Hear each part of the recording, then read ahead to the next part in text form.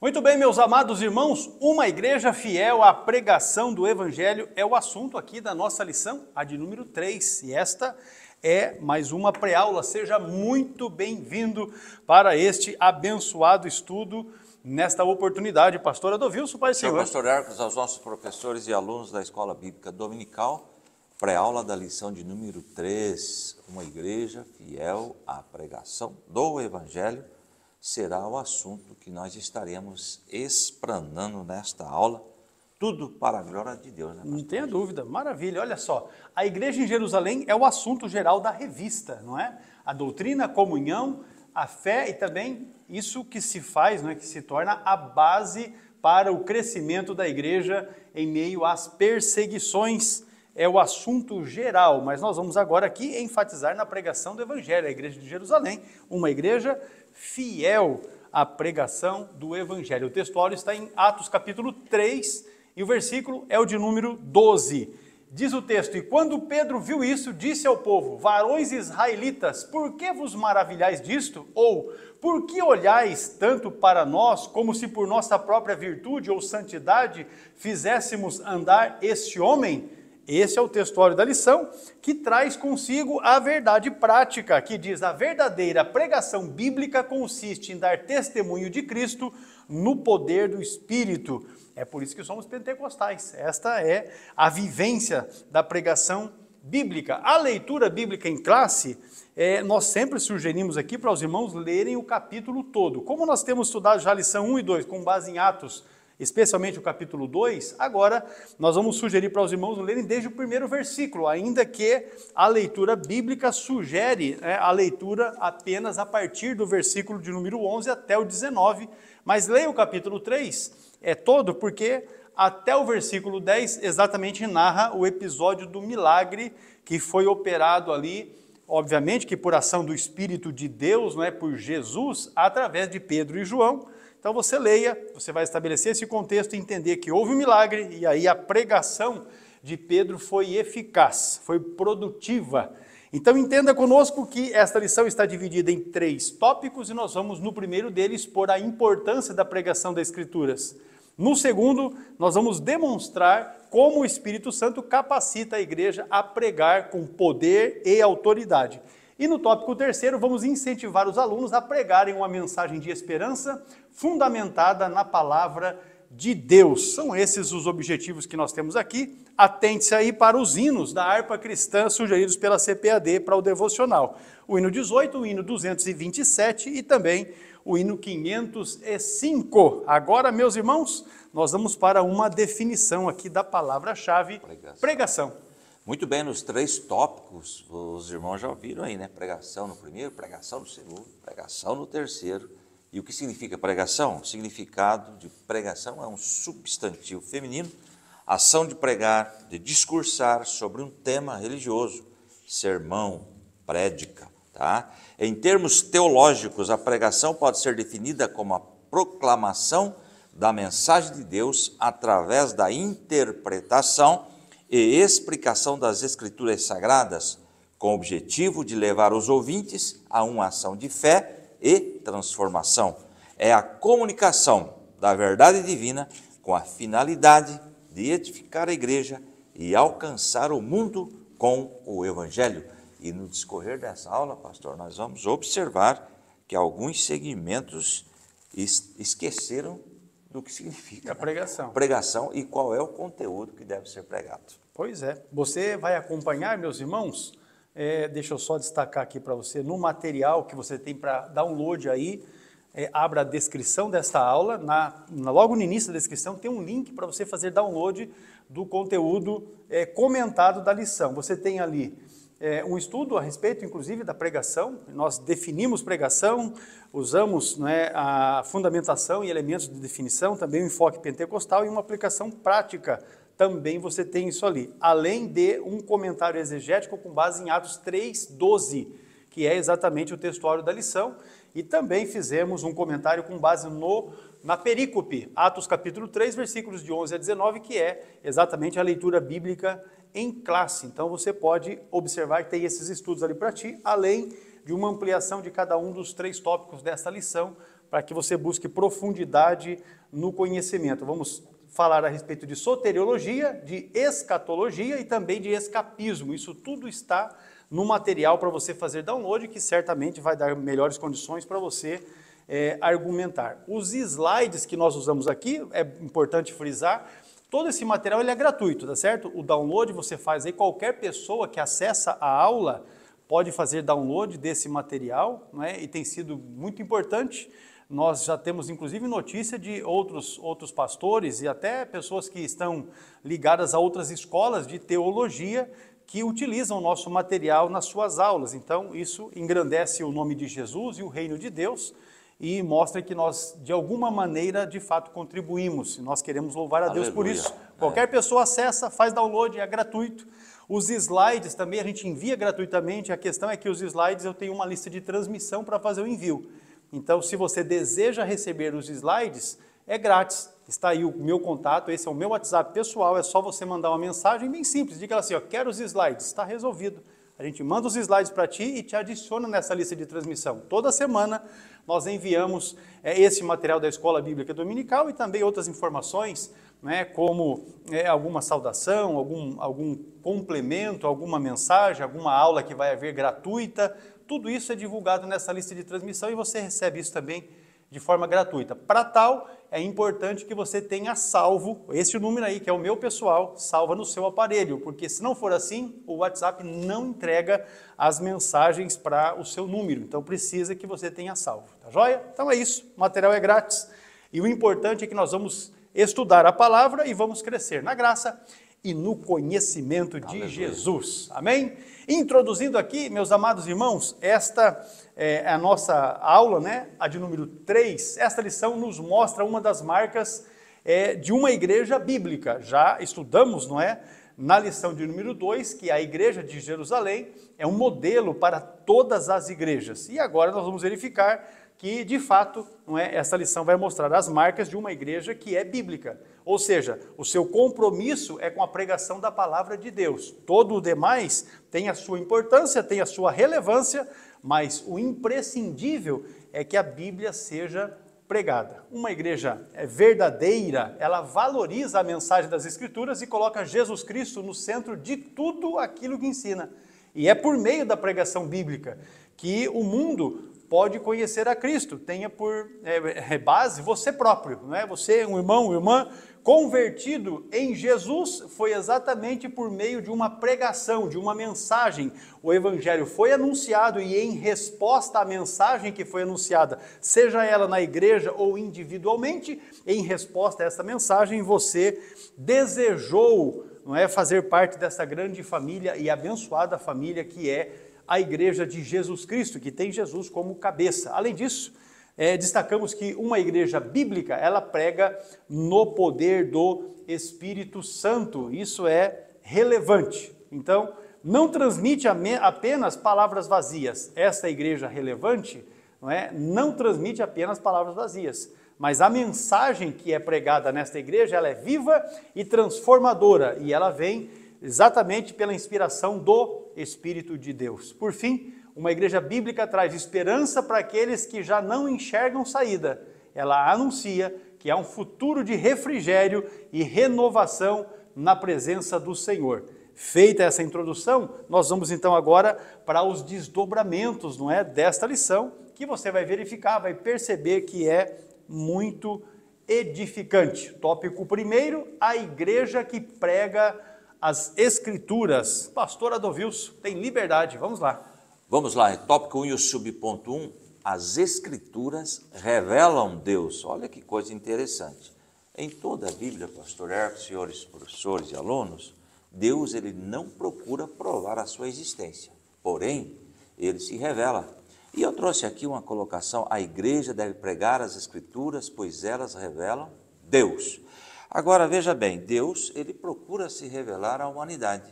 E nós lemos Salmo 19:1, por exemplo, que diz assim: os céus declaram a glória de Deus, o firmamento proclama a obra das suas mãos. Ou seja, Deus procura se revelar através da natureza. E é interessante que quando lemos também aos Hebreus capítulo 1 e verso 1, há muito tempo Deus falou de muitas vezes, de várias maneiras, aos nossos antepassados por meio dos profetas. E Hebreus 1, 2, mas nesses últimos dias, falou-nos por meio do Filho, a quem constituiu o herdeiro de todas as coisas e por meio de quem fez o universo. Portanto, temos aí Deus se revelando através da natureza, Deus se revelando através do seu Filho Jesus Cristo. Agora, nós vamos entender que as Escrituras revelam Deus. Queremos conhecer Deus? Devemos ter aí conhecimento da sua palavra, esta que está aqui. Então, Deus se revela através da Bíblia Sagrada. Continuando aqui, a segunda pregação de Pedro, registrada em Atos 3, 11 a 26, é um grande exemplo disso.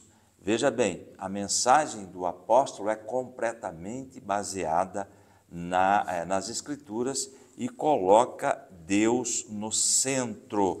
E é interessante, irmãos, que no caso desta lição, Deus se revela ao ser humano, principalmente através da Bíblia. A Bíblia é a palavra de Deus e fala sobre as outras maneiras como Deus revela ao homem.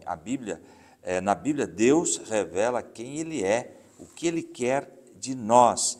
E depois aí desse segundo parágrafo, nós temos que entender o contexto de Atos capítulo 3, do 11 ao 26. É bom que o professor apresente isso à sala de aula. No contexto da leitura bíblica em classe de Atos 3, 11 a 26, narra o discurso de Pedro após a cura de um homem aleijado no templo. Pedro, ao perceber a multidão admirada, aproveita a oportunidade para pregar sobre Jesus, relacionando o milagre com o cumprimento das profecias do Antigo Testamento. Nós vamos entender que ele começa a lançar luz nas profecias do Antigo Testamento para trazer esse contexto que eles estavam vivendo ali, e apresentando a Jesus Cristo, né? Agora veja bem, e a rejeição de Jesus pelo povo. Então ele vai trazer isto, apresentando as profecias do Antigo Testamento que apontam para Jesus. Ele exorta o povo a se arrepender e a se converter para que seus pecados sejam perdoados e para que recebam o refrigério da presença de Deus. E nós temos uma colocação interessante aqui. Pedro usa trechos das Escrituras para fundamentar a sua pregação. Nós aprendemos então através desta colocação que o Antigo Testamento sem o Novo está incompleto. O Novo sem o Antigo também está incompleto. Todo o Antigo Testamento, nós já comentamos sobre isso, aponta para Jesus. Todo o Antigo Testamento, os 39 livros, está apontando para o nascimento de Jesus, que acontece ali depois de 400 anos do intervalo, do período interbíblico, né? Os evangelhos começam a comentar sobre o nascimento, sobre o ministério e a morte de Jesus. O fato é que sem o Novo, o Antigo Testamento fica incompleto. Então veja bem, aí começa uma citação, ele começa citando Deuteronômio 18, 15, o versículo 15 e 19, no versículo 23, lembrando que é Atos 3, tá bom? Deuteronômio 18, 15 e 19, o contexto eu trouxe aqui de Deuteronômio, desses versículos, é a promessa de Deus de levantar um profeta semelhante a Moisés, um líder e porta-voz para Israel. E nós temos isso aí no versículo 23, mas de Atos 3, 23, mas eu quero ler o 22 também. O 22 diz assim: pois disse Moisés, o Senhor Deus lhes levantará dentre os seus irmãos um profeta como eu, ouçam-no em tudo o que ele disser. E o 23, quem não ouvir esse profeta será eliminado do meio do seu povo. Sem sombra de dúvida, este profeta está falando justamente de Jesus, não é? Retornando para o Antigo Testamento, em Gênesis 22, 18, olha lá, 22, 18, e em tua descendência serão benditas todas as nações da terra, porquanto obedecestes a minha voz. Como é que eles receberão esta bênção? Nós temos aí, não é, o pastor colocou entre parênteses, o versículo 25 de Atos 3, diz assim: e vocês são herdeiros dos profetas e da aliança que Deus fez com os seus antepassados. Ele disse a Abraão, por meio da sua descendência, todos os povos da terra serão abençoados, incluindo aí, claro, o Salvador Jesus Cristo. E é interessante que tem mais paralelos, tem mais uma conexão. Há também uma conexão do Salmo 22, não é, do 1 ao 31, e eu trouxe aqui um resumo, não vamos ler todo esse salmo, claro, devido ao tempo. O Salmo 22 é geralmente atribuído a Davi. Não tem na lição, mas eu trouxe aqui um resuminho, tá? É considerado um salmo messiânico, pois muitas das suas expressões são encontradas na narrativa da crucificação de Jesus Cristo. O sofrimento do salmista, com a sua descrição de abandono, não é? Zombaria e da dor física, ecoa, claro, na experiência de Jesus na cruz. O salmo também pode ser interpretado como um retrato do sofrimento do justo, não apenas de Davi, mas também de todos aqueles que confiam em Deus em meio às adversidades. E temos ali, entre parênteses, o versículo 18 de Atos, capítulo 3, 18, né, 3 e 18, mas assim que Deus cumpriu o que tinha predito por todos os profetas, dizendo que o seu Cristo haveria de sofrer. Então, Pedro aí estava apresentando, aliás, né, o Lucas estava apresentando essa questão. É melhor Pedro, né, pastor, que está aí registrando esta colocação. Isso, estava pregando, e nós estamos fazendo um paralelo do Antigo, e aí com o discurso, com a pregação de Pedro. E temos também, nesse slide, essa última colocação em Daniel 9, 26. Depois das 62 semanas, o ungido será morto, e já não haverá lugar para ele. A cidade, o lugar santo serão destruídos pelo povo do governante que virá. O fim virá como uma inundação, guerras continuarão até o fim e desolações foram decretadas. Portanto, eu trouxe aqui Daniel 9, 26, aponta para Jesus como o ungido, não é? Que seria morto e para a destruição de Jerusalém, e também aconteceria a destruição de Jerusalém pelos romanos como evento profetizado. Em Atos 3 e 18, temos aí, já foi lido, mas vamos ler novamente. Mas foi assim que Deus cumpriu o que tinha predito por todos os profetas, dizendo que o seu Criador haveria de sofrer. Nós temos aí, no próximo slide, a continuação. Portanto, irmãos, profecias do Antigo Testamento, o nosso querido pregador aí, o Pedro, está usando para confirmar que estamos falando de Jesus, não é? Aquele que foi profetizado de forma O Antigo Testamento já apontava para ele, né? Jesus Justamente. é o cumprimento das profecias, tudo o Antigo Testamento. Justamente. Continuando aqui ainda, as Escrituras revelam Deus. Veja bem, além disso, Pedro mostra que Deus sempre esteve presente, agindo na história do seu povo. Atos 3 e 13. O Deus de Abraão, o Deus de Isaque e de Jacó, o Deus dos nossos antepassados, glorificou o seu servo Jesus, a quem vocês entregaram para ser morto e negaram perante Pilatos, embora ele tivesse decidido soltá-lo. É interessante, irmãos, que nos 10 versículos acima, se vocês contarem, tem várias referências bíblicas aí, são cerca de 10 versículos acima, cita sempre aí relação a Abraão, Isaque e Jacó. Abraão, Isaque e Jacó. E eu trouxe aqui um resumo para não lermos todas essas referências. A Bíblia frequentemente faz referência a Abraão, Isaque e Jacó como figuras centrais na história do povo de Israel, destacando a fidelidade de Deus. Veja bem esta colocação, destacando a fidelidade de Deus em cumprir as promessas feitas a eles e aos seus descendentes. Deus se apresenta como Deus de Abraão, de Isaque e de Jacó, estabelecendo uma relação contínua com o povo através dessas gerações. E eu trouxe aqui a colocação aí, ó, Deus está sendo revelado através das Escrituras, ou da palavra de Deus, ou da Bíblia, e está escrito aí também que Pedro mostra que Deus sempre esteve presente, agindo na história do seu povo. Um adendo que eu trouxe para comprovar isto, que Deus está no controle da humanidade, Daniel 2:21. Ele muda as épocas, e as estações, destrona reis e os estabelece, dá sabedoria aos sábios e conhecimento aos que sabem discernir. Este versículo afirma que Deus está no controle da história da humanidade, pois Ele muda os tempos e as estações, estabelece e destrona reis e dá sabedoria aos sábios. Então, nesse versículo nós entendemos que Deus está no controle da história. Muita gente fala, mas a Bíblia está se cumprindo. Mas essas pandemias que ocorreram e que, infelizmente, podem voltar outros tipos de praga, é bíblico. Deus está no controle? Claro, Ele não perde o controle da história da humanidade, tá certo? Então, Ele está no controle de todas as coisas. Muito bem, amados. Agora, o subponto 2 fala das Escrituras no sentido de testemunhar de Jesus. As Escrituras testemunham de Jesus. As Escrituras apontam, na verdade, para Jesus Cristo.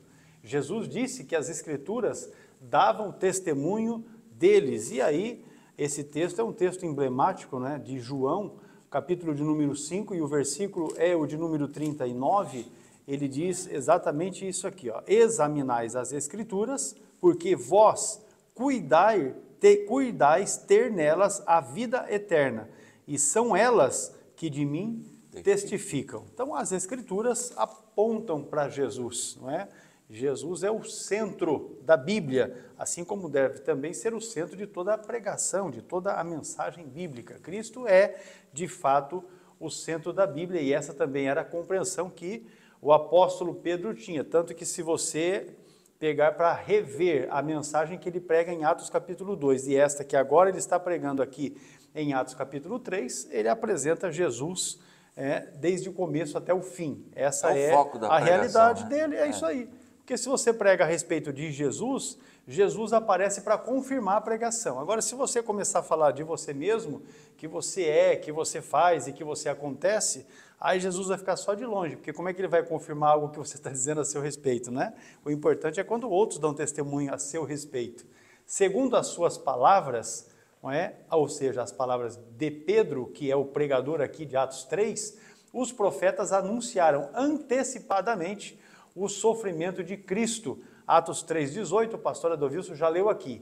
Esta pregação de Pedro, ela invocou o testemunho das Escrituras, para mostrar que a rejeição de Jesus e a sua morte não foram ao acaso, já haviam sido preditas pelos antigos profetas. Então, Jesus sofreu, Jesus padeceu, ele foi perseguido, foi crucificado, morto. De fato, isso tudo já estava predito. Já haviam as profecias que apontavam para isso. Jesus tão somente as cumpriu. E aí, nós podemos dizer aqui de uma afirmação, não é? Que o apóstolo Pedro faz a respeito de Jesus Cristo, porque ele apresenta Jesus Cristo aqui com títulos que carregam uma profundidade teológica riquíssima, não é? Veja que o texto, do versículo 3,18 diz que Jesus havia de padecer. Aí mostra, que a morte de Jesus não foi acidente na história, mas Jesus cumpriu. No versículo 14, Jesus fala que ele é o santo e o justo. No versículo 15, Pedro se refere a Jesus como o príncipe da vida. E no versículo 13, fala dele sendo o servo de Deus glorificado. O santo e justo, por quê? São termos, na verdade, tanto santo quanto justo, que evocam a santidade divina e a perfeição moral do Messias, santo e justo. Agora, príncipe da vida, Archegós, o autor, o originador e o sustentador da vida eterna, conforme o texto de Hebreus 2,10. Eu vou ler o texto aqui para os irmãos, para que esses conceitos fiquem bem fundamentados, Hebreus capítulo 2 e o versículo de número 10, ele diz exatamente assim, porque convinha que aquele para quem são todas as coisas e mediante quem tudo existe, trazendo muitos filhos à glória, consagrasse pelas aflições o príncipe da salvação deles. Aleluia, esse é o príncipe da vida. Mas também, o texto do versículo 13 se refere a Jesus, o apóstolo Pedro, na sua pregação, como o servo. O servo é aquele mesmo que você vê as suas características profetizadas por Isaías no capítulo 53. Ali você tem as características do Cristo. É exatamente este servo que Pedro está apresentando na sua mensagem. Então aí você percebe que há uma harmonia profética. Veja, Atos 3 e 24 diz bem assim, ó: e todos os profetas, desde Samuel, todos quantos depois falaram, também anunciaram estes dias. Então você percebe esta unidade profética e também essa declaração poderosa de Pedro aqui nesta pregação, não é?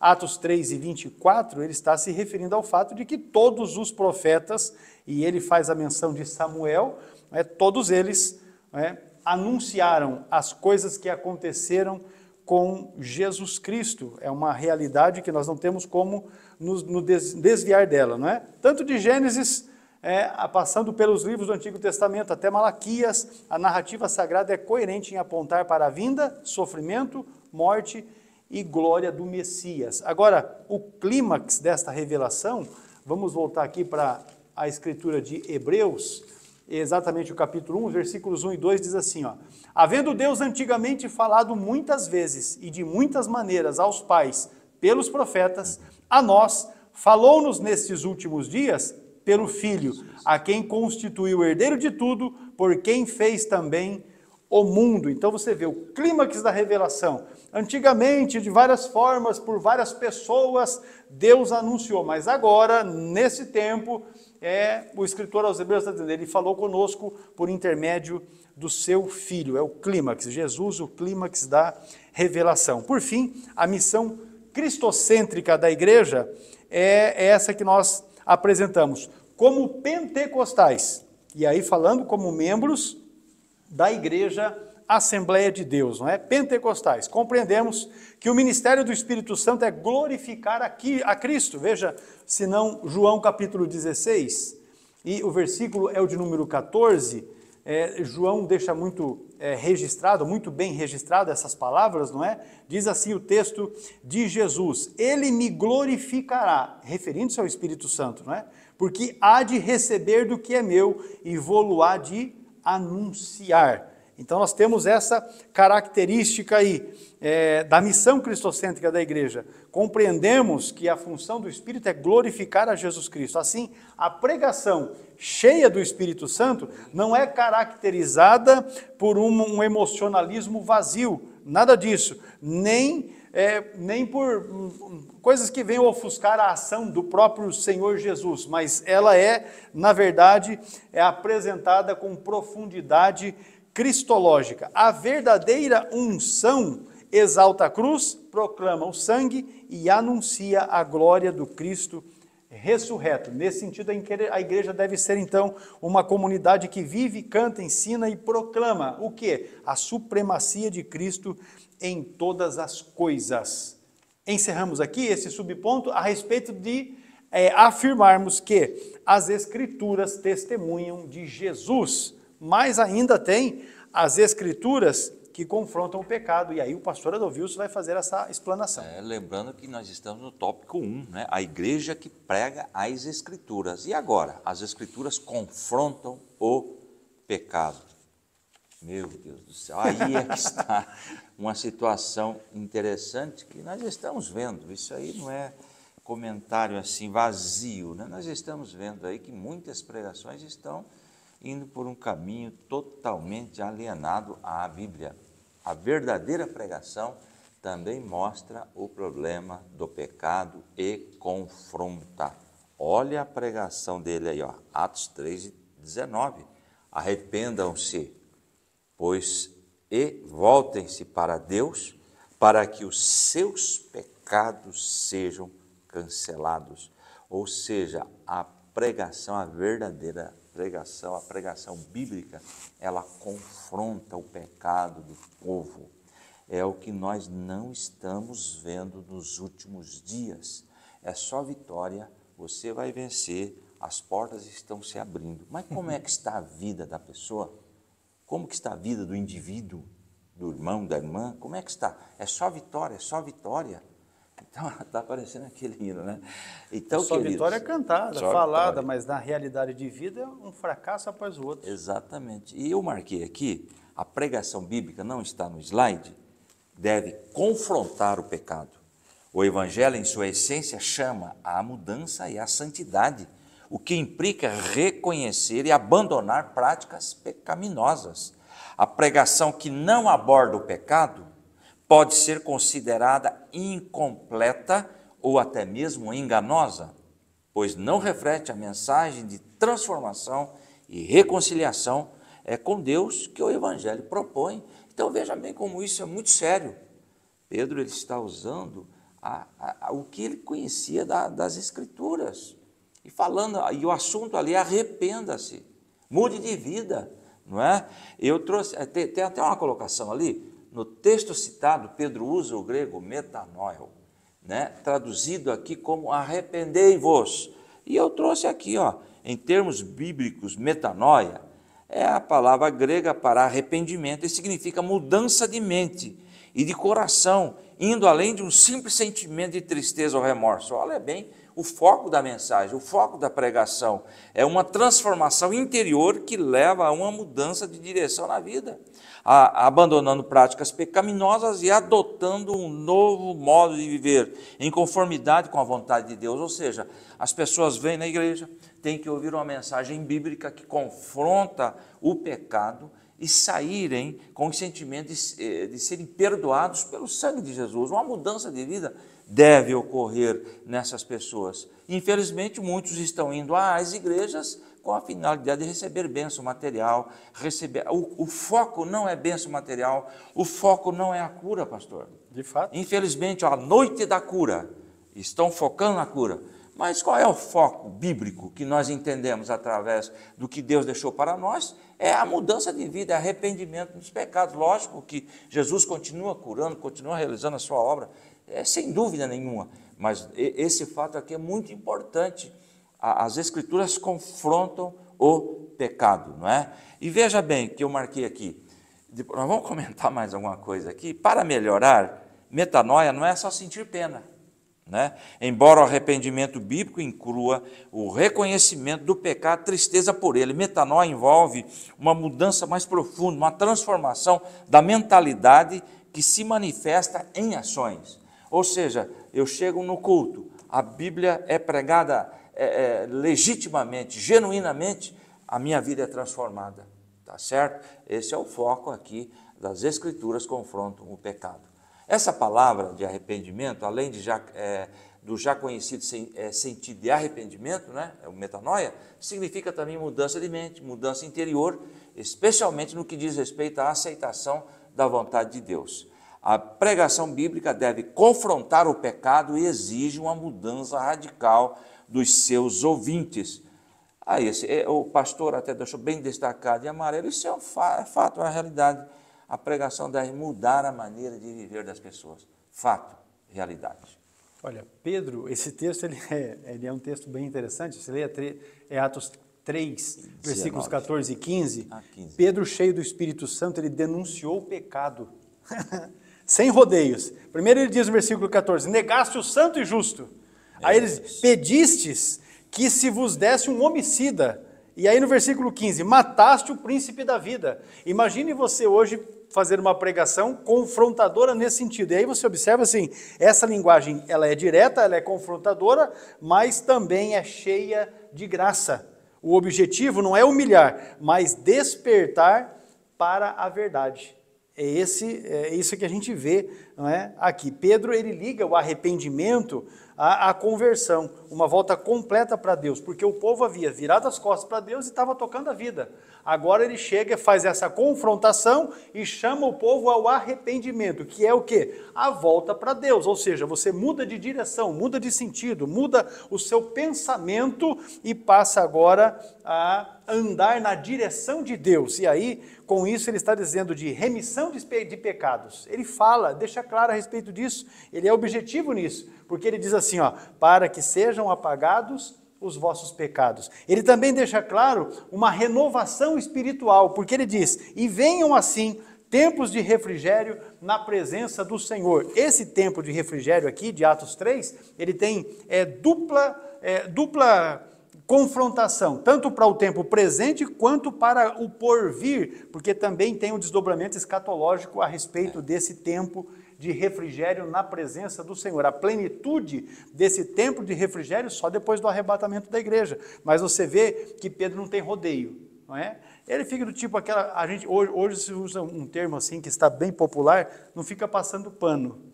Pedro não passa pano e nem tenta tapar sol com a peneira. Ele vai no cerne, ele aplica ali aquele remédio amargo, mas que cura, que é sarador. A palavra de Deus tem essa característica. Veja que ele confronta, mas ele apresenta uma esperança, porque ele diz assim para o povo no verso de número 17, agora, irmãos, eu sei que o fizeste por ignorância, como também os vossos príncipes. Ou seja, primeiro ele confrontou, agora, vamos dizer assim, ele passou um alquinho, né? Porque ele disse, olha, eu sei que vocês fizeram isso por ignorância, mas ele chamou, ele despertou as pessoas para a confrontação com a realidade de vida pecaminosa que estavam vivendo. Então, a gente vê o equilíbrio entre a aplicação da verdade com a graça de Deus. E a verdade com a graça, equilibradamente, meu irmão, produz frutos maravilhosos. Ele reconhece que o povo era ignorante, mas também não relativiza o pecado, como muita gente hoje faz, passando pano nessas questões. A ignorância não é caso de desculpa, mas uma oportunidade para a graça. O fato de alguém não conhecer não é meio para que a pessoa se esquive da sua responsabilidade, não é? É um meio de aproveitar a oportunidade e mudar de vida.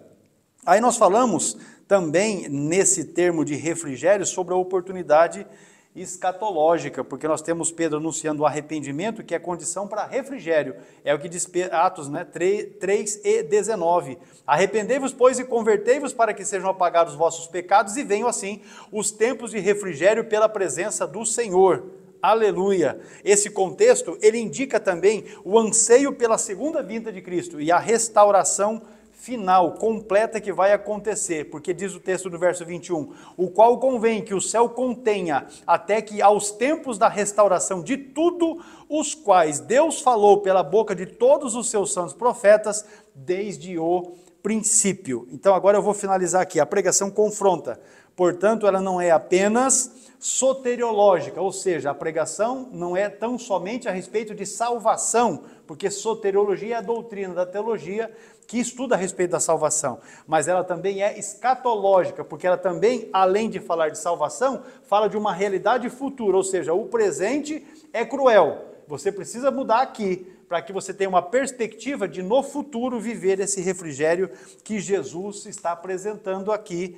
E Pedro está falando exatamente nesse sentido, olha, você precisa mudar de vida aqui para que você possa estar preparado para se encontrar com Deus, porque se não houver essa preparação, não tem encontro. Então, o primeiro tópico aqui da lição, meus irmãos, ele fala a respeito da igreja que prega a palavra, não é? A igreja de Jerusalém foi um exemplo de uma comunidade que pregava as Escrituras com fidelidade, com profundidade e também com poder. Então, a sua pregação era, primeiro, bíblica, porque era fundamentada nas Escrituras do Antigo Testamento, era o que havia de Escritura.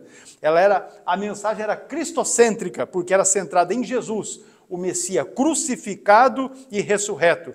A mensagem era profética, porque ela revelava o plano de Deus ao longo da história. A mensagem que eles pregavam também era confrontadora, porque chamava os pecadores ao arrependimento genuíno, e ela era pentecostal. Eita glória! Porque ela era acompanhada de sinais, maravilhas e pelo mover do Espírito de Deus. Em tempo de muitas vozes que ecoam, não é? Porém, poucos fundamentos, a igreja precisa voltar à pregação expositiva, ao ensino bíblico da palavra, ao discipulado, à ousadia espiritual de proclamar a verdade com amor. E aí eu finalizo, que sejamos como Pedro, instrumentos nas mãos do Senhor, para anunciar o nome de Jesus com autoridade, base bíblica e direção do Espírito Santo. Essa é a igreja que prevalece, que cresce e que glorifica a Deus. A sinopse do tópico primeiro, a igreja bíblica fundamentada na sua fundamento, a sua pregação nas Escrituras, que revelam Deus e testemunham de Jesus Cristo. Agora, inscreva-se no canal. Nós vamos para o intervalo. Você inscreve-se. Se ainda não estiver inscrito, ative as notificações. Nós já voltamos e vamos prosseguir. Vamos prosseguir aqui, meus amados irmãos, no tópico 2º da lição, que fala sobre a igreja que prega no poder do Espírito. Não perca, porque vai ser uma benção.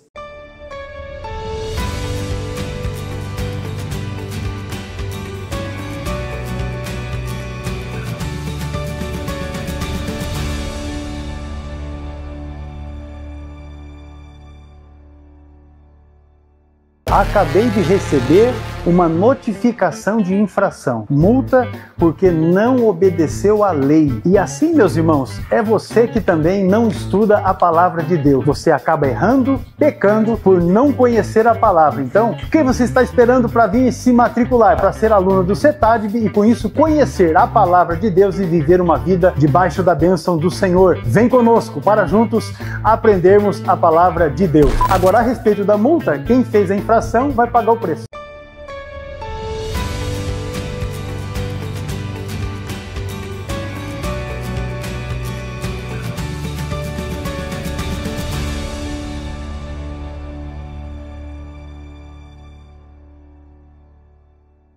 Tópico 2, a igreja que prega no poder do Espírito. O pastor Adovilson vai dar aqui a introdução nesse tópico, porque é imprescindível pregar a palavra, mas também é igualmente imprescindível estar na unção do Espírito. Vamos lá. Aleluia. Já no tópico 2, o subponto 1, o Espírito capacita o mensageiro. Claro, se não capacitar, não vai ter frutos. Não vai prestar, não. Veja bem, não podemos nos esquecer de que Pedro estava cheio do Espírito Santo quando pregou a mensagem registrada em Atos 3, que é a leitura bíblica em classe desta pré-aula.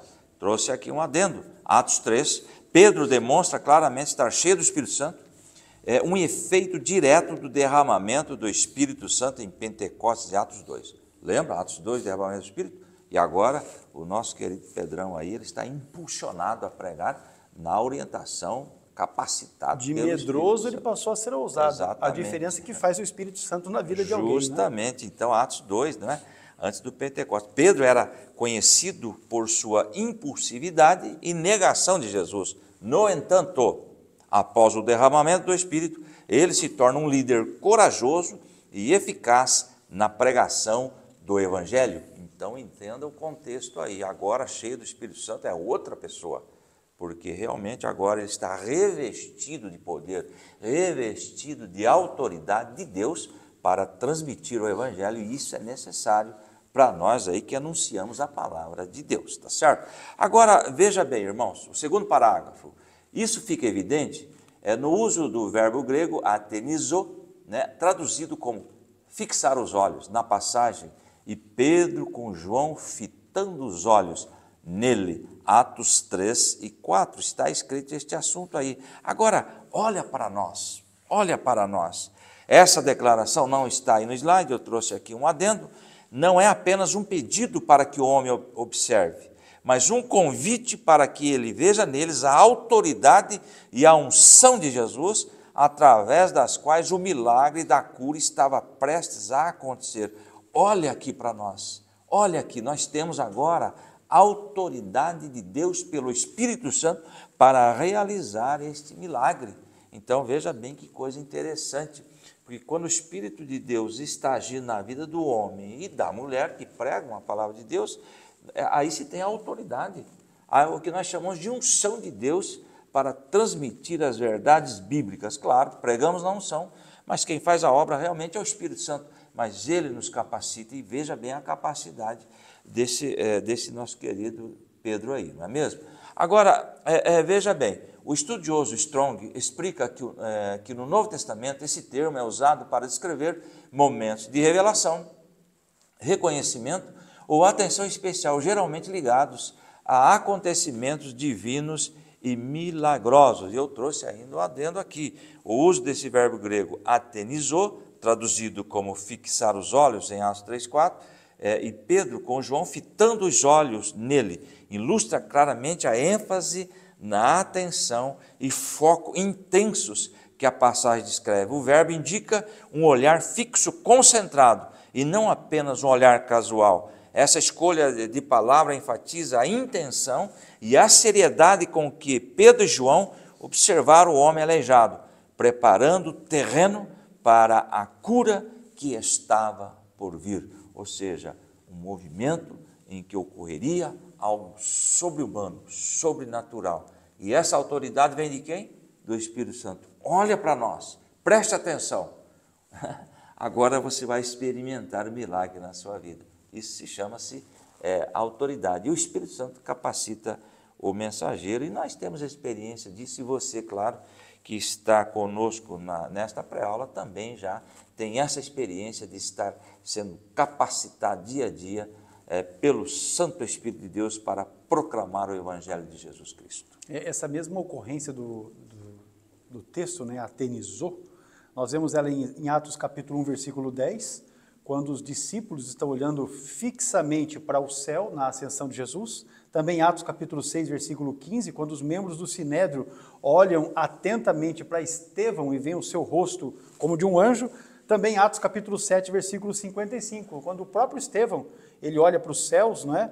Fixamente e Aleluia. Vê a glória de Deus. Então, é o mesmo verbo. Então, essas ocorrências, elas nos mostram que o atenizou, este olhar fixo, não é mais do que um olhar humano, é uma expressão da atuação espiritual. Aleluia. Pedro, cheio do Espírito, não apenas viu o coxo, mas discerniu a obra de Deus que estava em curso, por acontecer. Esta capacitação do Espírito é essencial para um ministério eficaz. Veja, o apóstolo Paulo, não é, escrevendo aos Coríntios, na segunda epístola, o capítulo 3, o versículo 5 e 6, ele diz assim, ó, não que sejamos capazes, por nós, de pensar alguma coisa como de nós mesmos, mas a nossa capacidade vem de Deus. Aleluia! A nossa capacidade vem de Deus. Aí ele diz assim, ó, o qual nos fez também capazes de ser ministros de um novo testamento, não da letra, mas do Espírito, porque a letra mata e o Espírito vivifica. A letra que mata aqui, meus irmãos, não é a Bíblia, tá? Porque erradamente alguns, não é, por não estudarem a palavra de Deus, perdem o contexto. Aqui alguém fala, estudar a Bíblia mata, estudar a teologia esfria. Não, o que esfria é o pecado. O pecado esfria. Estudar a Bíblia de forma alguma. Porque aí leva para o inferno. Porque se nós formos dizer que estudar a Bíblia esfria, então nós temos que tirar essa lição aqui da revista, porque esta lição está dizendo exatamente isso. Né? Então, nós temos que cuidarmos desse detalhe. A letra que mata é a letra da lei. A lei mata, mas o Espírito não. A lei, o Espírito vivifica. Essa é uma questão. Então, assim como a igreja que prega no poder do Espírito forma pregadores que discernem o momento certo, o tom certo e a mensagem certa, nós vamos entender que essa capacitação do Espírito forma não apenas pregadores fervorosos, mas instrumentos equilibrados, sensíveis e submissos à ação divina. Agora, o subponto 2, ele prossegue, na verdade, nessa mesma tônica, porque ele fala sobre fixar os olhos, um olhar que vê além. Não é apenas um olhar humano, não é? Mas uma capacitação que Deus dá. Esta mesma expressão também é usada para descrever o apóstolo Paulo cheio do Espírito Santo, quando o apóstolo, olha fixamente para um homem paralítico lá na cidade de Listra e o cura, não é? Da sua paralisia. Veja Atos número 14, Atos capítulo 14, e o versículo é o de número 9, ele diz assim, ó, este ouviu falar Paulo, que, fixando nele os olhos e vendo que tinha fé para ser curado, disse em alta voz, levanta-te direito sobre os teus pés. E ele saltou e andou. Veja que o texto aqui está dizendo exatamente isso, fixando nele os olhos e vendo que tinha fé. Da mesma forma, não é, este fixar os olhos também está em Atos capítulo 13 e o versículo de número 9, quando o apóstolo Paulo, cheio do Espírito Santo, ele fixa também os olhos e o texto diz assim, ó, Atos 13 e verso 9, Todavia Saulo, que também se chama Paulo, cheio do Espírito Santo, e fixando os olhos nele, disse: Filho do diabo, cheio de todo engano e de toda malícia, inimigo de toda justiça, não cessarás de perturbar os retos caminhos do Senhor? Para quem foi que Paulo falou esta palavra? Para Elimas, que estava endemoniado, possesso por um espírito encantador. Ele fixou os olhos, e você percebe então que essa fixação de olhos não é tão somente um olhar, não é? Retomando o episódio de Pedro, esse de Atos capítulo 3, nós vamos verificar que isso nos mostra que ele não apenas estava capacitado para curar, mas também estava ungido para pregar. Pedro estava cheio do Espírito Santo, eu acho que isso resume, né? Resume, isso faz a diferença. Pedro cheio do Espírito Santo, agora pregando a palavra com ousadia e realizando sinais, prodígios e maravilhas. O Espírito Santo é quem inspira, é quem também dá poder para que a pregação da palavra aconteça. Portanto, pregar não é apenas fazer um discurso, não é organizar um esboço, ir ali diante do público e falar, mas é de fato poder, tanto que me falta agora na memória, se eu não me engano, Jonatas Edwards, que era míope, ele praticamente lia assim o esboço enquanto pregava um dos mais célebres sermões da história da igreja, que é Pecadores nas mãos de um Deus irado. A história diz que enquanto ele pregava, na verdade lia o seu sermão, as pessoas que estavam na igreja e que o ouviam se agarravam aos bancos e às colunas da igreja, porque a impressão que eles tinham é que eles já estavam sendo lançados no inferno por causa dos seus pecados. Então, vamos colocar assim, ele estava praticamente lendo a sua mensagem, mas a sua palavra tinha inspiração do Espírito de Deus. E aí as pessoas, de fato, eram compungidas, eram levadas a esse arrependimento sincero. De maneira que pregar é anunciar a mensagem de Deus com a autoridade e a unção do Espírito Santo. Isso está destacado para os irmãos aí no nosso slide, porque é um assunto que precisa ser frisado no nosso meio. Nestes textos que nós mencionamos, nós vamos verificar que fixar os olhos não é apenas uma atitude física, mas uma operação espiritual. Trata-se de uma percepção profunda do agir de Deus ou da oposição ao agir de Deus. O Espírito capacita o pregador a discernir, perceber e a reagir conforme a vontade divina. Veja que Pedro agora, meus irmãos, aquele discípulo medroso, ele se torna agora um homem com uma audácia destacável. Essa autoridade, ela não vem de títulos, não vem de diplomas e nem de oratória. Aleluia, porque se formos ver oratória, Pedro não era a pessoa ideal para isso, né? Não seria, com certeza. Mas vem da unção, vem da intimidade com Deus, vem da submissão ao Espírito Santo de Deus. A pregação ungida, ela confronta o pecado, quebra as cadeias, traz cura e provoca transformação. O Espírito dá ao pregador autoridade espiritual sobre o reino das trevas. Olha só que coisa maravilhosa, fixar os olhos. Mas o pastor Adolvilson tem aqui para apresentar, o Espírito glorifica Jesus. Preste atenção, que coisa maravilhosa e profunda nós temos aqui. E veja bem, lembrando que o assunto do tópico 2 é a igreja que prega no poder do Espírito. Se a pregação está ocorrendo no poder do Espírito, vai acontecer isso aí, ó. O Espírito glorificará a Jesus. Eita glória, aleluia. O pastor já falou que é o centro de toda a Bíblia, né? Jesus disse que o Espírito Santo o glorificaria. João, temos aí, irmãos, antes eu quero, o que é o glorificar alguém? Eu escrevi aqui, glorificar alguém significa exaltar essa pessoa, reconhecendo suas qualidades, feitos ou importância, com admiração, louvor e honra. Isso significa glorificar, mas lá adiante aqui eu vou, essa questão de o Espírito Santo glorificar a Jesus. Agora, veja bem, temos um texto ali, João 16,14, eu quero ler o 13 também, João 16,13. Mas quando o Espírito da verdade vier, ele os guiará a toda a verdade. Não falará de si mesmo, falará apenas o que ouvir. Ele lhes anunciará o que está por vir. E o versículo 14 que propõe a lição. Olha aí, ele me glorificará, referindo-se ao Espírito Santo, Jesus falando, porque receberá do que é meu e o tornará conhecido a vocês. Mas o que significa isso, que o Espírito Santo glorificará Jesus?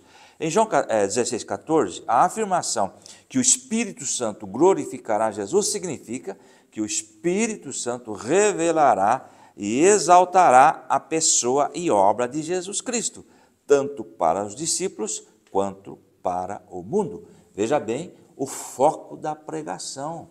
Aí é que está, que deve-se entender em todos os segmentos evangélicos, o foco é da pregação, na unção, no Espírito Santo, é glorificar a Jesus e não o homem, tá certo? Nós temos que entender isso. Veja bem, continuando aqui na leitura, isso é exatamente o que vemos na cura do paralítico da Porta Formosa em Atos 3. Pedro, cheio do Espírito Santo, não podia aceitar ser o centro das atenções. O contrário que acontece com muita gente. A turma quer ser o foco. Eu sou o camarada, eu sou o cara. Eu sou o tal, fui ali, vou acolá, eu faço, eu aconteço. Rapaz, aliás, me veio à mente, pastor, Jeremias 17,5. Maldito o homem que confia no homem. Esse texto aqui, em alguns momentos, é muito mal interpretado. Não é para você não confiar num parente ou em alguém do seu convívio. Maldito o homem que confia nele mesmo, na sua própria capacidade, ou que se estriba nos seus próprios conhecimentos. Aí Pedro falou, opa, aqui o negócio é diferente, o Espírito Santo não poderia aceitar ser... Pedro, cheio do Espírito Santo, não poderia aceitar ser o centro das atenções. Ou seja, quem deveria ser glorificado é Deus. Está escrito aí no slide, o pastor deixou destacado em verde, ele deixou claro que o milagre não aconteceu por seu próprio poder ou santidade. Está aí o texto, varões israelitas, por que vos maravilhais disto? Ou por que olhais tanto para nós, como se por nossa própria virtude ou santidade fizéssemos andar este homem? Atos 3 e 12, e eu trouxe aqui uma colocação sobre este assunto. Em Atos 3 e 12, Pedro, ao testemunhar a cura de um coxo, não se atribuiu o mérito, mas sim exalta e glorifica a Deus, ou seja, não é mérito nosso, não foi por nós não podemos nada, ele quis dizer, reconhecendo que o poder para a cura veio dele, de Jesus. Ele enfatiza que a cura não foi realizada por poder ou piedade humana, mas pelo poder de Deus, que glorificou o seu servo Jesus. Aí que está o título ali do tópico 2, o subponto 3, o Espírito glorificará Jesus. Portanto, em Atos 13, 12, Pedro não se exalta, mas sim exalta e glorifica a Deus, como a fonte de todo o poder e autoridade, especialmente no que se refere à cura e à salvação. Tudo que nós fizemos, tudo que nós fazemos, alguém fala, foi uma bênção. Glória a Deus. Glória a Deus. Olha, as nossas pré-aulas estão tendo aí muitas visualizações. Glória a Deus. Então, a alegria nossa, eu sempre falo isso, pastor Hermes, a alegria nossa, mas a glória pertence ao nosso Deus. Pedro entendeu que ele não era o canal do milagre, que na verdade ele não era o agente do milagre, mas o canal pelo qual o milagre aconteceu. Aleluia. E aí ele imediatamente transfere a glória para Jesus. Quando as pessoas olham, esse camarada é poderoso, ele fala, opa, o poderoso é Jesus, o servo de Deus, o santo, o justo, o príncipe da vida, o que ressuscitou dentre os mortos. Esta mensagem, esta sim, essa exalta Cristo, ela é a marca da pregação que é autêntica. O Espírito Santo inspirou essa mensagem de Pedro para glorificar o Filho. Aleluia. E aí nós vamos entender essa pregação do Espírito que glorifica a Cristo, e foi exatamente o que Pedro fez. Vamos lá. Ainda continua aqui, para encerrarmos. Tópico 2 é salutar falar de Jesus. Com fica certeza, meio rapaz, é uma benção. Tópico 2 é subponto 3. O Espírito glorificará Jesus ainda. Da mesma forma, qualquer pregação que tira o foco de Cristo e coloca o homem no centro, não é uma pregação bíblica. E isso não passa de discurso humano. Eu trouxe aqui, a pregação deve ser cristocêntrica, focando em Jesus Cristo e sua obra redentora, e não antropocêntrica, que coloca o ser humano, o homem, no centro. Não é? Temos essa diferença. A pregação cristocêntrica enfatiza a mensagem da cruz e a graça de Deus, enquanto que a antropocêntrica tende a focar nas necessidades e desejos humanos, podendo negligenciar a importância da fé e da salvação em Cristo. E para encerrar, a pregação cristocêntrica busca glorificar a Deus e a exaltar a Cristo, enquanto que a pregação antropocêntrica leva ao egocentrismo e a uma visão distorcida do Evangelho. Aí, pastor, o pregador diz assim, olha para o teu irmão, ele é muito lindo, Jesus o ama, e as portas já estão se abrindo, e nada de confrontar a vida dessas pessoas. Infelizmente, queridos, infelizmente, eu comentei há algum tempo atrás que as pessoas estão sendo manipuladas para ir em determinadas reuniões a buscar a bênção. Então, o foco é ir para buscar algo, material principalmente, sendo que o foco deveria ser o quê? Ir para oferecer louvor e adoração e não buscar. Mas olha, vai ter um congresso, fulano de tal vai vir pregar, é a estrela. Aí o povo psicologicamente já se prepara para ir para buscar algo, sendo que, vou repetir, o foco é adorar, é ir para oferecer. Oferecer o quê? O culto santo e agradável a Deus. Adorá-lo em espírito e em verdade. Maravilha. Então é isso aí, olha, eu não vou nem mencionar tudo que eu coloquei aqui, mas você vai pegar. No download que você vai fazer aí, tem as implicações práticas para a igreja e a pregação que acontece no Espírito, em 3 níveis. A formação de pregadores espirituais com devocional, com santidade, com submissão à direção do Espírito. O segundo nível, culto com espaço para manifestação do Espírito. Isso é um assunto que está em voga atualmente, nesse momento está em voga aí pelos rincões do Brasil. Porque nós precisamos de um culto onde o Espírito vai se manifestar, onde haja louvor cristocêntrico, oração fervorosa e, obviamente, a expectativa espiritual. E um terceiro nível, ministério com resultados sobrenaturais. Quando você vê Atos dos Apóstolos 2, capítulo 2, versículo 37 a 41, fala de conversões genuínas. Atos capítulo 3, versículo 7 a 9, fala de cura de enfermos. Atos capítulo 16, versículo 18, fala de libertação de cativos. Atos capítulo 9, versículo 31, fala de edificação da igreja. Onde que isso acontece? Em cultos onde o Espírito Santo tem liberdade para atuar, para agir, para trabalhar. Não se trata de manipulação emocional, mas de uma intervenção divina. A igreja precisa voltar a confiar na ação do Espírito por meio da pregação. A igreja que prega no poder do Espírito, ela é uma igreja viva, porque o Espírito é o Espírito de vida, Romanos 8:2. A igreja é santa, porque o Espírito é santo, 1ª Epístola de Pedro, capítulo 1 e versículo 2. A igreja é missionária, porque o Espírito Santo é quem envia, Atos capítulo 13, versículos 2 e 3. A igreja é perseverante, pois o Espírito Santo fortalece, Efésios 3 e 16. Veja que coisa gloriosa quando o Espírito glorifica a Jesus. Aleluia! A igreja que prega no poder do Espírito tem mensageiros capacitados, tem mensagens inspiradas pelo Espírito Santo e glorifica a Cristo. Com isso a gente fecha aqui o tópico 2 dessa lição. Vamos para o último intervalo e vamos retornar. E aí nós vamos abordar o tópico 3 da lição, que é a igreja que prega a esperança vindoura. Já voltamos, fica aí. E se você ainda não está inscrito no canal, se inscreva. Não esqueça de ativar as notificações.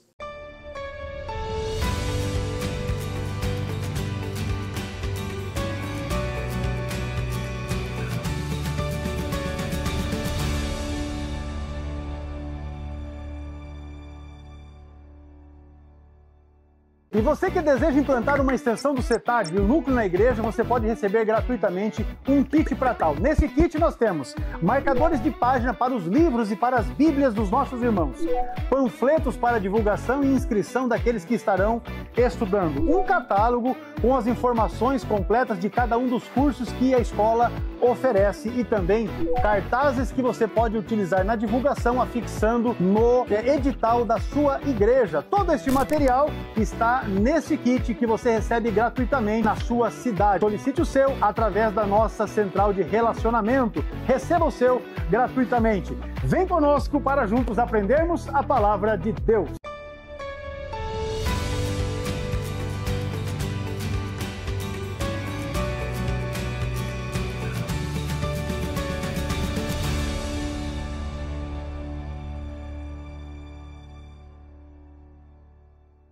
Tópico 3 da lição, meus amados irmãos, a igreja que prega a esperança vindoura. Aleluia! Pastor Edovilson introduzindo aí esse tópico 3º da lição. Vamos lá, um alerta a uma sociedade indiferente e insensível. Assim como existia lá, está hoje. Exatamente. Pouca coisa se mudou nesse sentido, o foco né? de Pedro foi chamar a atenção dessa geração perversa. Quando eu li esse texto, agora, pela orientação do Espírito Santo, pastor, muitos pregadores e igrejas estão preparando o povo para viver bem sobre a terra.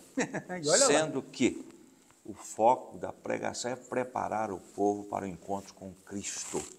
Prepara-te, ó povo, para te encontrares com teu Deus. Então, o foco aí está fugindo um pouco da realidade bíblica, tá certo? Tópico 3, o subponto 1, alerta a uma sociedade indiferente e insensível. O apóstolo Pedro já estava exortando os seus ouvintes, na sua primeira pregação, a salvarem-se daquela geração perversa. Atos 2,40, ele está registrado.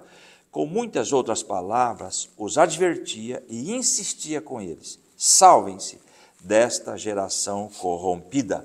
E marquei aqui, geração corrompida ou perversa, como está nessa tradução, aqui é usada para descrever um grupo de pessoas caracterizadas pela incredulidade, teimosia, falta de abertura à verdade. No contexto em que é usada, refere-se a pessoas com o coração endurecido, não é?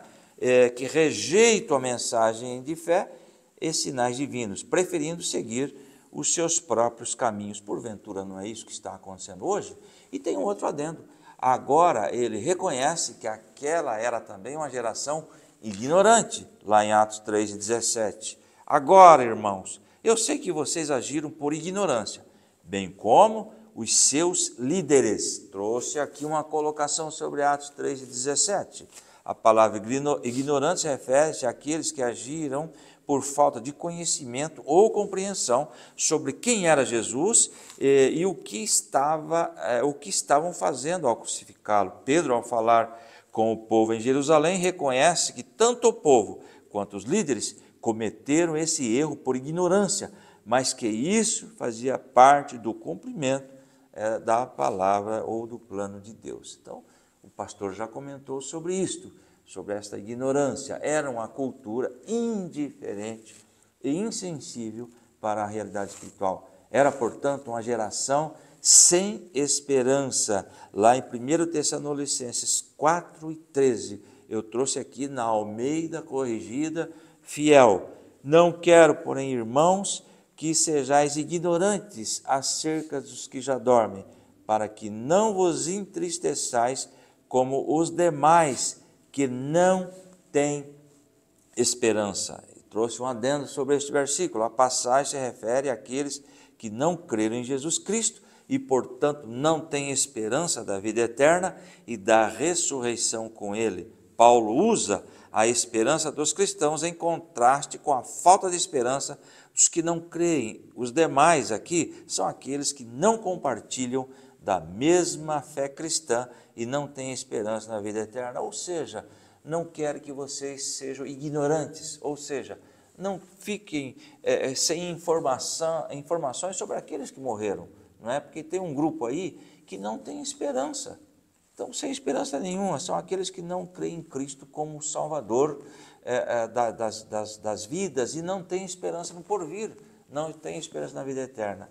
Veja bem, continuando aqui, a insensibilidade às coisas espirituais é a marca daqueles que não conhecem a Deus, está em 1 Tessalonicenses 4:5. E essas pessoas, a essas pessoas que a mensagem da cruz deve ser pregada. Portanto, temos aí um grupo, até eu tenho uma mensagem sobre isso, um grupo que tem uma falsa esperança, um grupo que não tem esperança e outro grupo que tem uma verdadeira esperança. Então, vai aí um adendo já, né? Pode copiar pelo menos esses 3 tópicos. Já pode aí. Tirar um esboçozinho aí, faz as suas anotações, né? E prepara a mensagem para pregar. Veja que o Pedro faz uma foto, não é? Da geração da época dele, e se você observar essa foto, ela se reproduz na sociedade atual, porque nós vemos uma sociedade moralmente distorcida, com indiferença às coisas sagradas e resistência à palavra de Deus e também que zombam da fé. Nós vemos também uma sociedade espiritualmente insensível, com indiferença às coisas sagradas, deixa eu só revisar aqui, primeiro distorcida no sentido de que tem inversão de valores, culto ao hedonismo e relativação da verdade. Depois sim, espiritualmente insensível, aí fazendo alusão à indiferença às coisas sagradas, resistência à palavra e zombaria da fé. E por fim, intelectualmente ignorante quanto ao plano divino, porque muitos vivem sem qualquer noção da eternidade, do juízo ou da redenção, e acha que a vida é isso que está aí e que aqui acaba.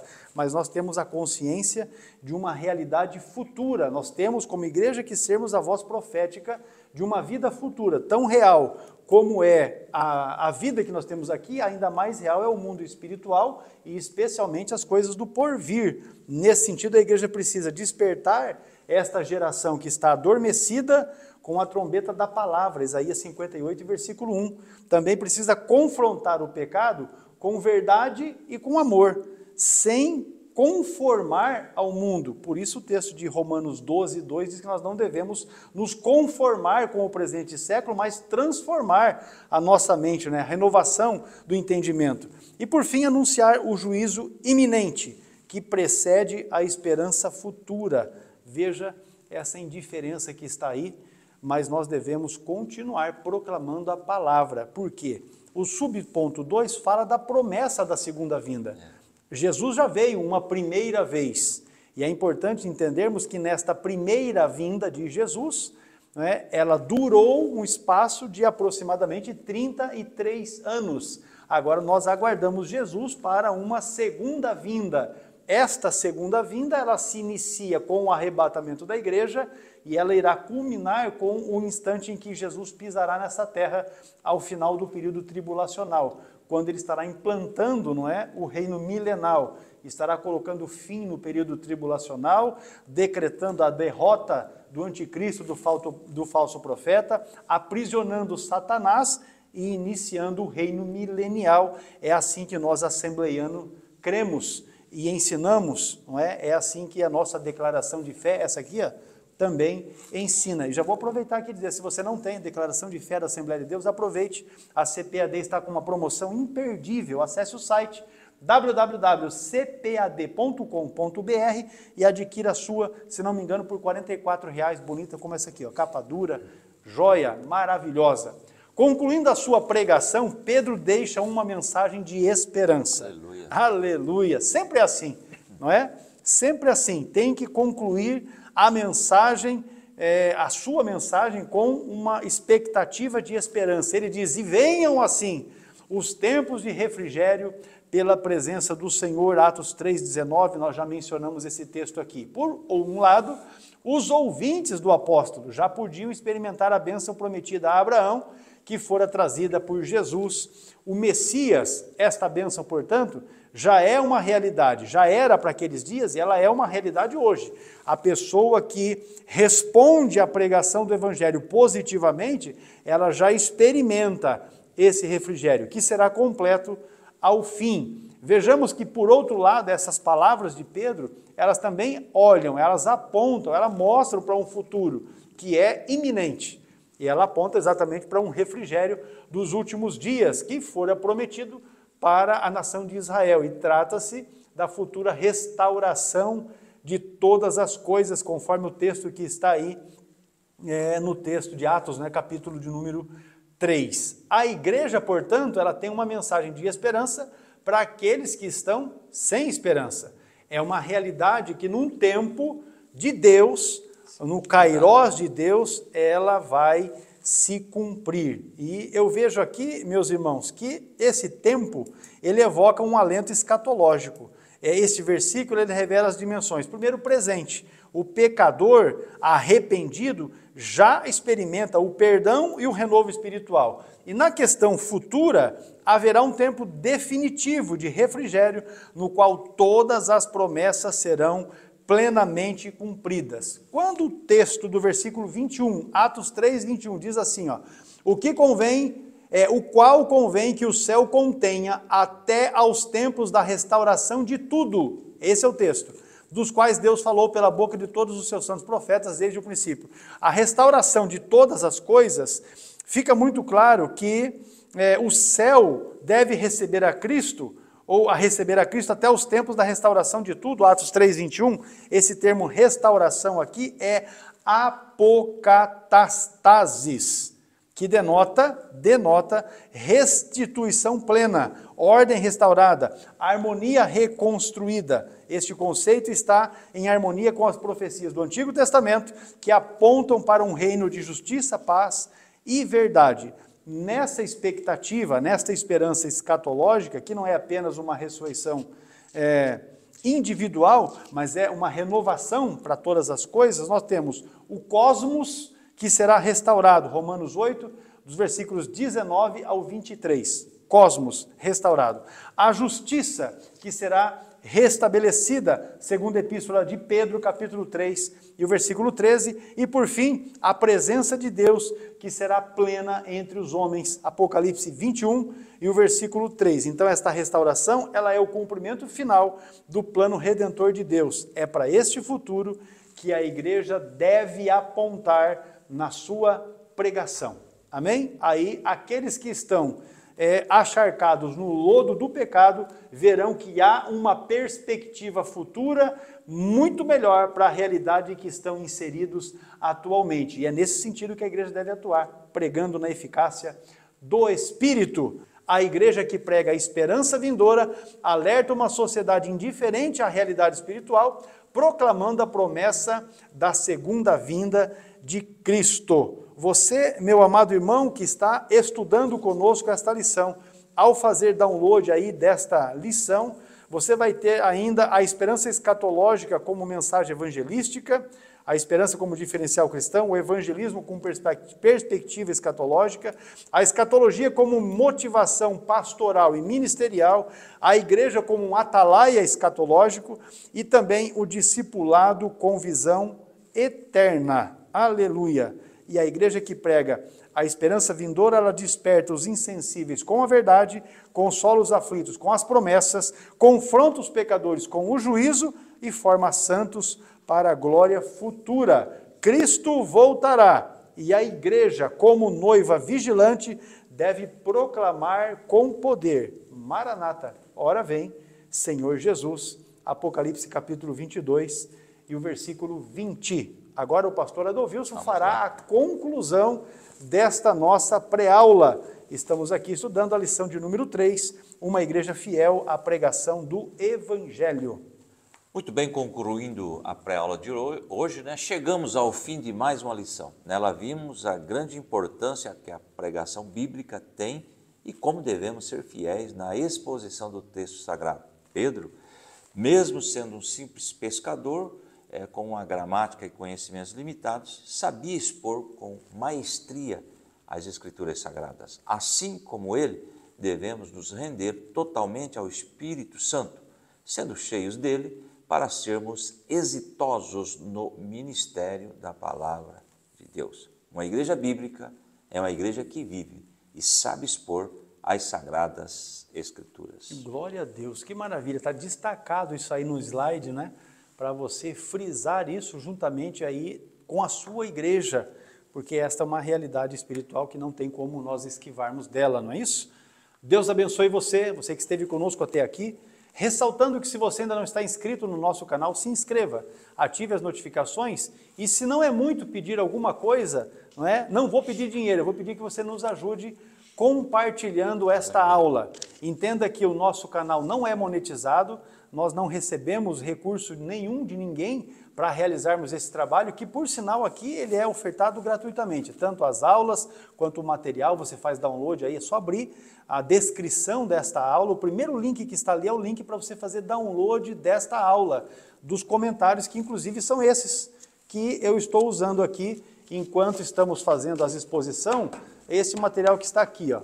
Aqui estão 20 Deixa eu pegar aqui para os irmãos para falar bem certinho, 22 páginas. Esse é o material que você faz download gratuitamente, é só acessar aí a descrição. E os slides também, gratuitos, é só você mandar uma mensagem. O telefone está aí na sua tela, 43 999 60 8886, é o meu WhatsApp pessoal. Só escreva lá assim, ó, Quero os slides. Eu vou mandar os slides da semana para ti e vou adicionar você na lista de transmissão para você receber todos os demais. Para isso, você precisa ter salvo o meu contato no seu aparelho.